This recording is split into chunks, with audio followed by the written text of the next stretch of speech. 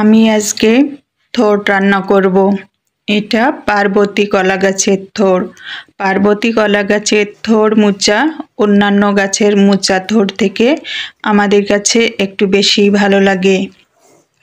থোড়টা আমি কুচি করে কেটে নিয়েছি আর এখন সেদ্ধ হতে কড়াইতে বসিয়ে দিয়েছি।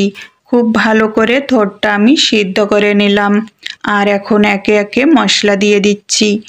তেল দিলাম তরকারি চামচের 1 চামচ পরিমাণ, কাঁচামরিচ দিয়ে দিলাম 3টা আর চিনি দিয়েছি 1 চা চামচ, হলুদ একদম সামান্য একটু, লবণ 1/2 চা চামচ পরিমাণ দিয়ে আমি খুব ভালো করে নেড়েচেড়ে থোড়টা রান্না করে নিচ্ছি। এখন আমি ঢাকনা দিয়ে দিলাম। ঢাকনা দিয়ে দিলাম এই জন্য আমি চাচ্ছি যে থোড়টা খুব ভালো নরম হয়ে যাক। ঢাকনা উঠায় দেখি থোড়টা আমার প্রায় হয়েই এসেছে।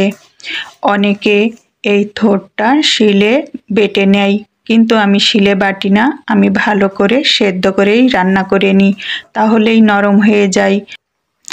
আমি চেপে চেপে থোড়টা ভালো করে রান্না করে নিলাম।